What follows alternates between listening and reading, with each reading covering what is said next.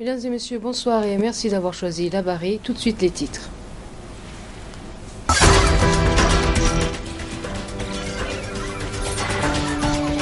Le CSC rappelle à l'ordre les organes de presse. C'était ce matin dans un point de presse.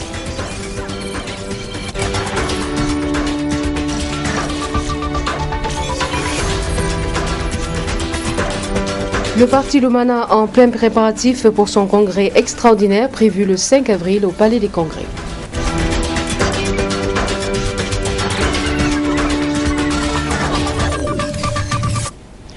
La capitale belge accueille ce 2 et 3 avril le 4e sommet Union européenne-Afrique. Bruxelles abrite un sommet aux multiples enjeux.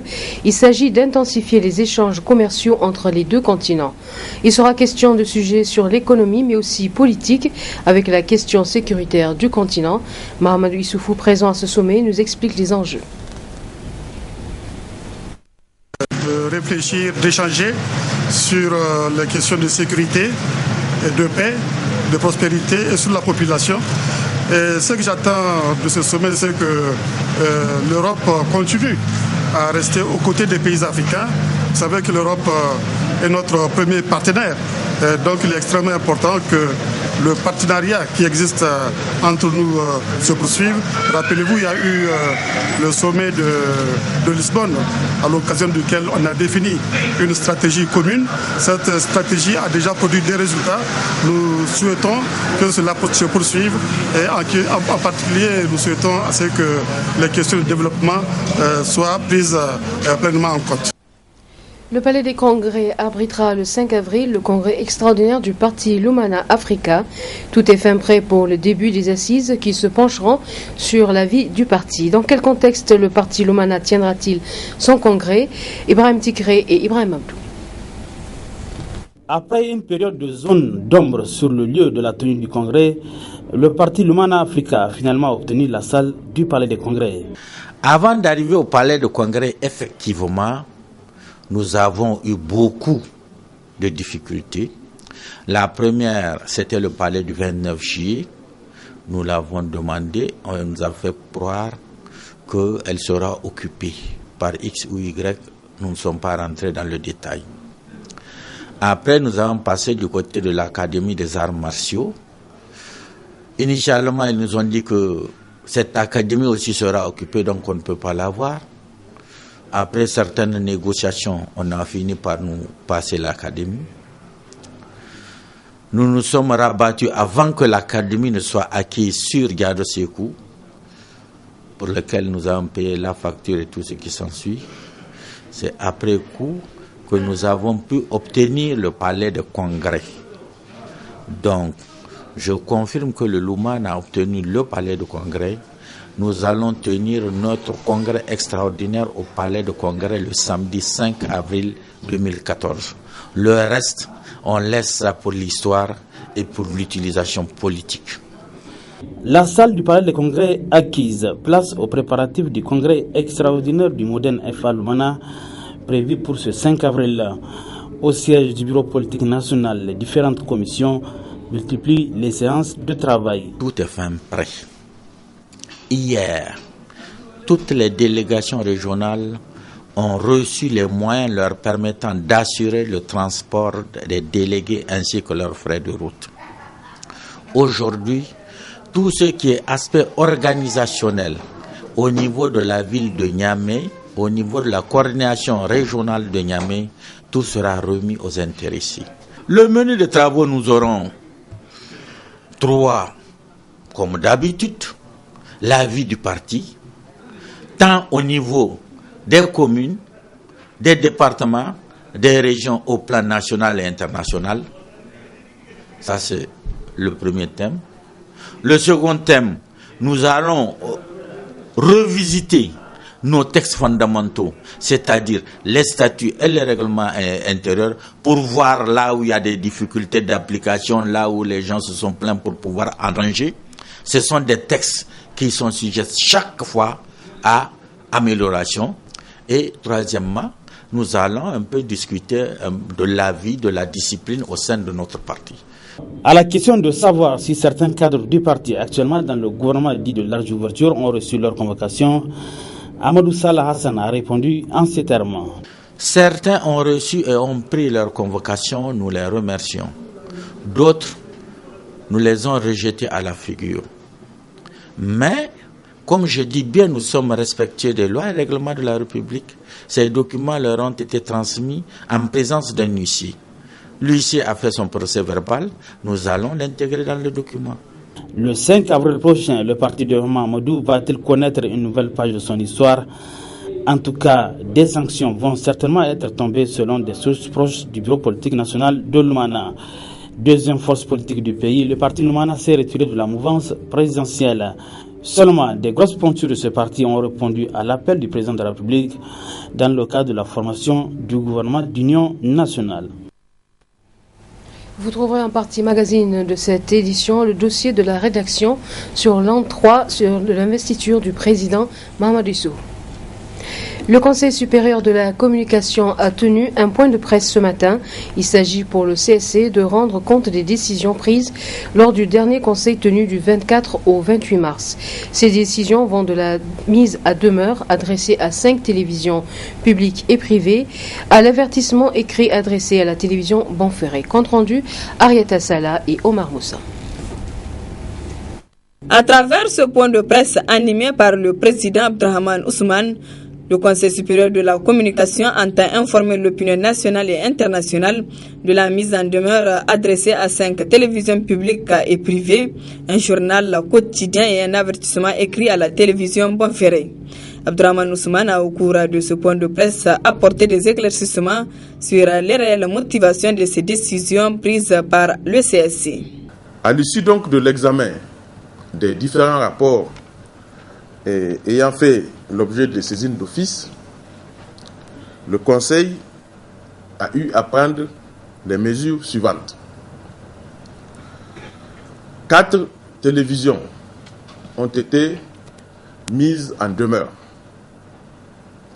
Il s'agit de Télé Sahel, de la télévision Saraounia, de la télévision Labari, de la télévision Tambara et la télévision Canal 3. Une radio a été mise en demeure également. Il s'agit de la radio alternative. Un organe de presse écrite a été mis en demeure. Il s'agit du quotidien L'Enquêteur. Une télévision a écopé d'un avertissement écrit. Il s'agit de la télévision Bonferré. Quelles sont maintenant les motivations qui ont amené le Conseil à prendre donc ces mesures? Pour ce qui concerne Télé Sahel, nous avons constaté, pour des cas bien précis, que Télé Sahel n'a pas respecté ses principes de pluralisme et d'équilibre de l'information dans le traitement des dissidences et des défections au sein des partis politiques. Pour ce qui concerne les télévisions Saraounia, Labari et Tambara, il s'agit pour ces 3 télévisions, sur ces 3 cas, des faits similaires. C'est la diffusion des publicités des produits de la pharmacopée traditionnelle. La portée et la signification de ces décisions ont été largement expliquées à la presse. Une mise en demeure n'est pas en tant que telle une sanction. Mais c'est l'étape ultime vers la sanction. En termes clairs, le Conseil supérieur de la communication constate des manquements à l'éthique et à la déontologie de la part d'un certain nombre d'organes de presse, et surtout des manquements répétitifs, et ils attirent leur attention sur le fait qu'ils sont en train, à un pas de franchir la ligne rouge, si je peux m'exprimer ainsi. Et donc, le CSC leur intime l'ordre d'arrêter, de ne pas franchir cette ligne rouge. Et si malgré tout, ils le font, en ce moment, ils s'exposent à un certain nombre de sanctions prévues par la loi. Le président du Conseil supérieur de la communication CSC a une fois de plus appelé les organes de presse au respect de l'éthique et de la déontologie. Polémique autour de la chefferie de Madawa, de cérémonie d'intronisation du chef de canton en perspective, le 5 avril pour le camp de l'ancien chef Maman Bako, réhabilité par le tribunal de Konni, et le 12 avril pour Maman Manirou, vainqueur des élections de 2011. Une situation qui inquiète les acteurs de la société civile, qui interpelle les autorités à prendre des dispositions pour éviter un affrontement entre les deux camps. Vers 1980, et vous savez, c'est un temps de régime d'exception. Et le chef de canton de Madawa, le sœur Maman Bako, a été destitué à son temps. Donc, avec l'arrivée des institutions démocratiques, avec l'arrivée du vent démocratique, il s'est dit, bon, il a la possibilité de faire recours pour savoir en réalité ce qui s'est passé, pour qu'il sache pourquoi il a été destitué.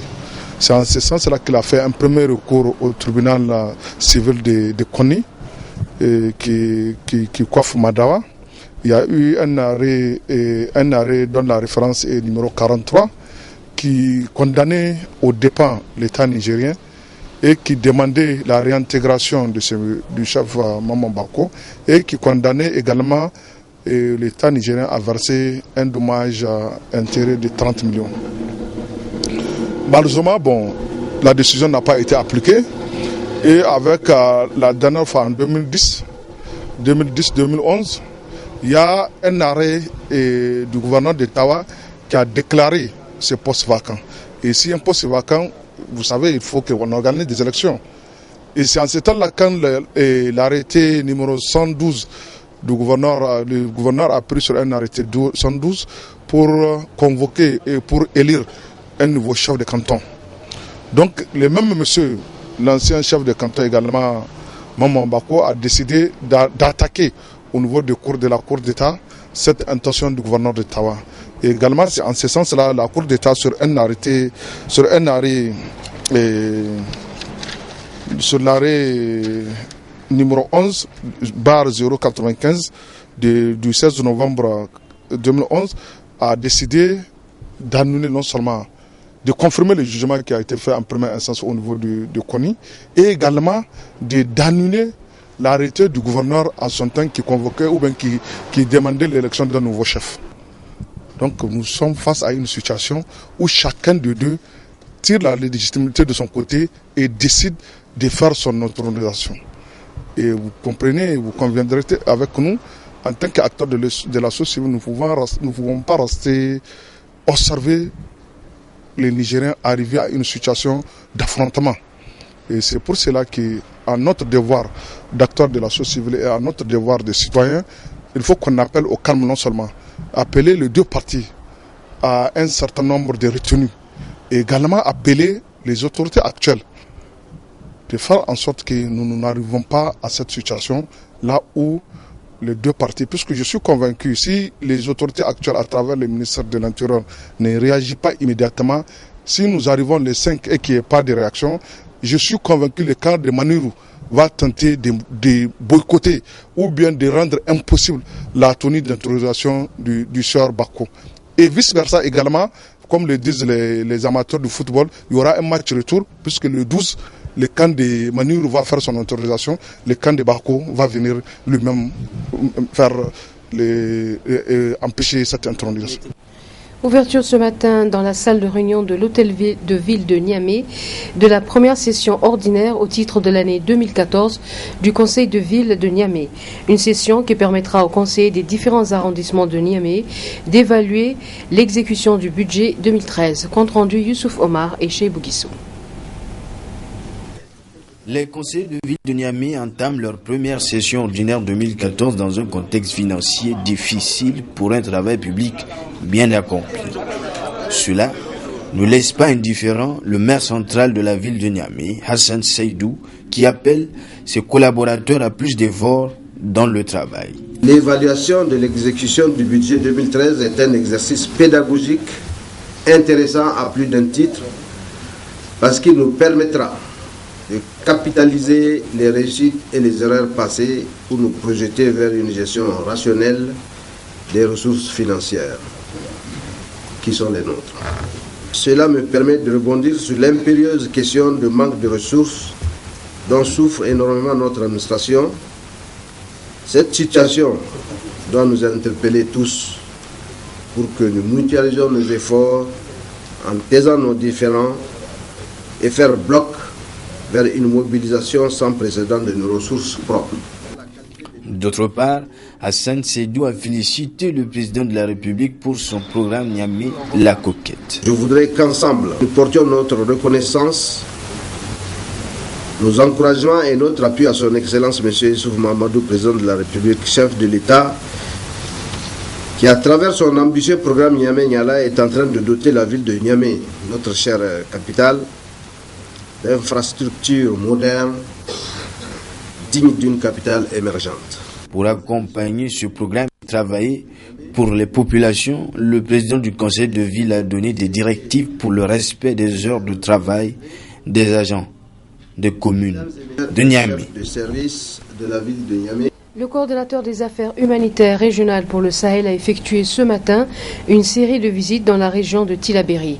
À la tête d'une forte délégation, Robert Piper était au district de Tillabéri, dans le camp de réfugiés de Tabaré-Baré, entre autres, compte rendu Assoumana China et Aboubakar Saleh. Le centre de récupération nutritionnelle intensive à Crény du district de Tillabéri a constitué la première étape de la visite du coordonnateur humanitaire régional pour le Sahel. Ici sont pris en charge les enfants malnutris présentant des cas sévères, c'est-à-dire avec des complications. Robert Piper a reçu d'amples explications sur le fonctionnement de ces centres. Deuxième étape de cette visite, le magasin de stock de vivres pour la vente à prix modéré en période de soudure.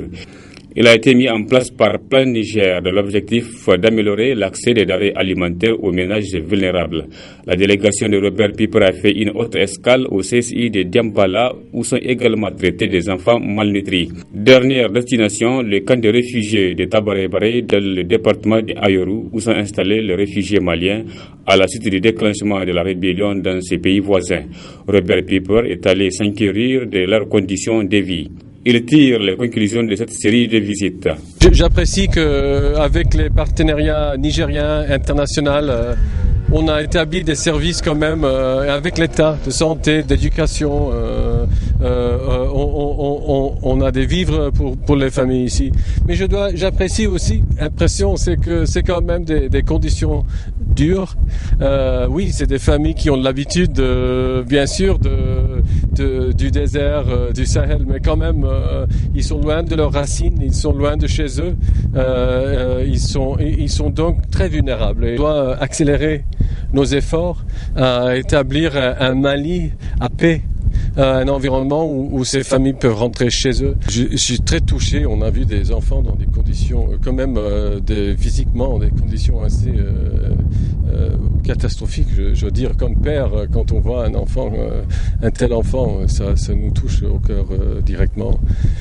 J'apprécie au Niger, c'est une réalité quotidienne d'avoir vraiment beaucoup d'enfants, au-dessus de 1 million d'enfants projetés en 2014 en malnurie aiguë. Et donc, oui, d'un côté, ça m'a frappé le fait que c'est une réalité. C'est aussi vrai que vous avez toujours eu beaucoup d'enfants mal nourris.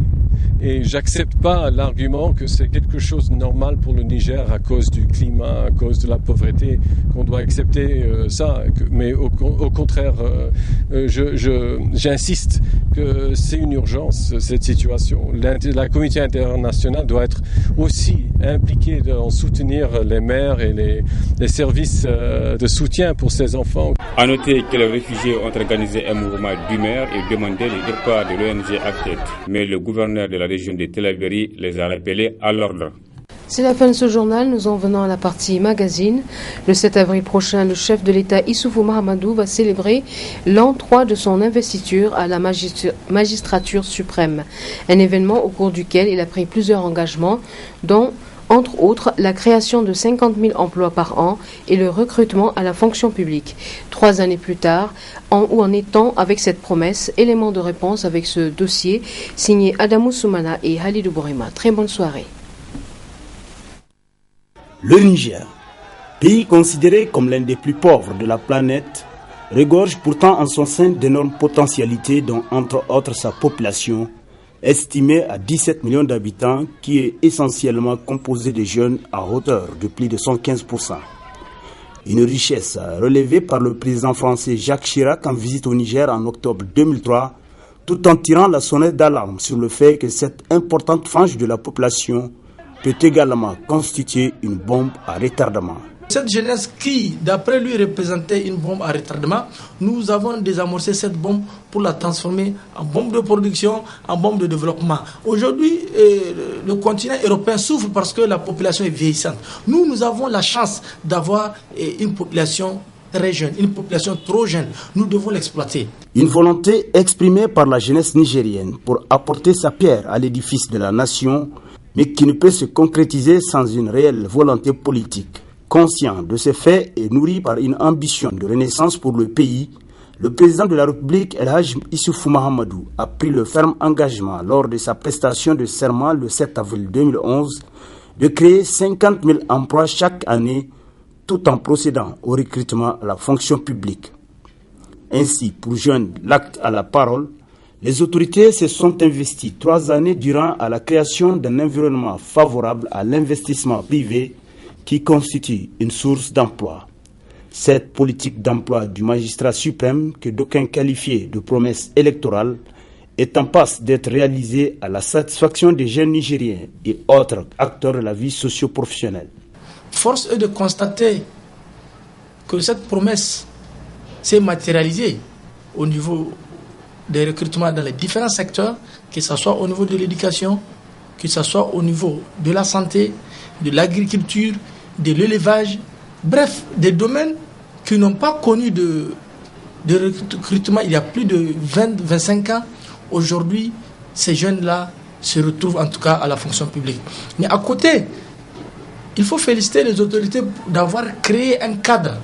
Ce cadre-là qui a permis aux investisseurs privés d'abord de s'installer au pays et puis de créer de l'emploi. Parce que la création d'emploi à la jeunesse ne pourra pas se faire qu'à la fonction publique. On ne doit pas se faire d'illusions. Il n'y a pas un pays qui a réussi ce défi. Ce n'est pas au Niger de le faire. Le cash forward a permis d'absorber une bonne partie de cette jeunesse rurale. Et je pense que l'initiative 3N, les Nigériens nourrissent les Nigériens, a apporté une réponse positive. Si aujourd'hui, dans nos centres urbains, il y a moins de jeunes qui pullulent, je parle des jeunes ruraux, c'est parce que quelque part, cette initiative a permis de les contenir. Donc vraiment, ces 3 ans sont salutaires, mais nous demandons aux autorités de faire mieux. On peut dire qu'en tout cas, conformément aux engagements que le président de la République avait pris lors de sa prestation de serment, de recruter 2500 enseignants par an, aujourd'hui, on peut estimer que le nombre d'enseignants recrutés, en tout cas sous la 7e République, c'est à deux fois 2500 qui ont été recrutés. Et aujourd'hui, il y a encore, en 2014, il y a eu un recrutement de 1160 et quelques au niveau de l'enseignement secondaire. Alors, mais c'est pour dire que ce n'est pas fini parce qu'il est prévu aussi un recrutement de plus de 4000 au niveau toujours du primaire au cours de cette année. Il a prêté serment sur une promesse de recruter 1185 agents de santé. Et à l'époque, c'était juste le recrutement des agents de santé qu'il avait annoncé. Et au parcours du chemin, ça a été réalisé dans le recrutement de 1185 agents de santé, et médecins et les autres professionnels de la santé, que ce soit les infirmiers, les sages-femmes, les techniciens d'hygiène, les laborantins, les biochimistes, et les microbiologistes et autres. Cette réalisation était venue pour faire un ouf dans l'insuffisance des ressources humaines de la santé. Dans ce modèle de recrutement, il était convenu de recruter tous les contracteurs de la santé existants à l'époque. C'était 672 qui, à l'heure où je vous parle, ont tous individuellement les matricules. Quand on parle de matricules 112, c'est cela. Sur ce point, nous pouvons que nous réjouir, puisque actuellement nous avons observé tout ce qui est contractuel. Nous n'en avons pas contractuel de l'État. Cependant, force est de constater que malgré les efforts inestimables fournis par les autorités de la 7e République, les défis restent encore énormes. Parce que quand vous faites un tour à l'Agence nationale de promotion d'emploi, à l'ANPE, vous allez vous rendre compte que chaque année, c'est environ 7000 demandeurs d'emploi, 7000 nouveaux demandeurs d'emploi. Ces jeunes, il faudrait qu'on les insère.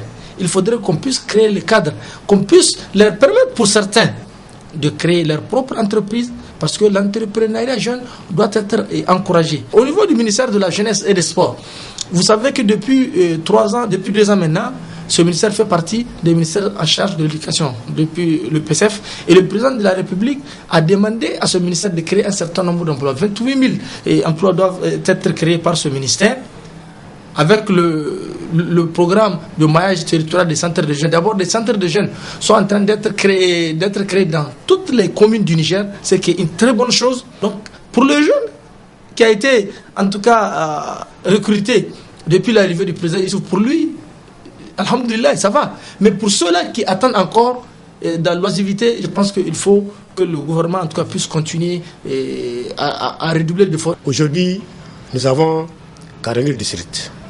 Avec la création de 26 autres niveaux de districts, nous sommes environ dans les 112 districts.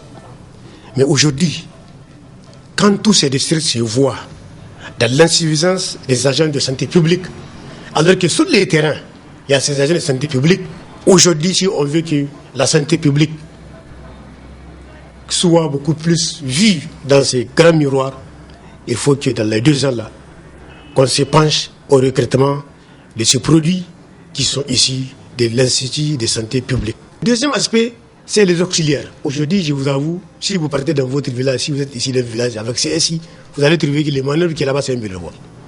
Vous allez partir au niveau de toutes les directions du ministère de la Santé publique, vous allez trouver que la plupart sont des bénévoles.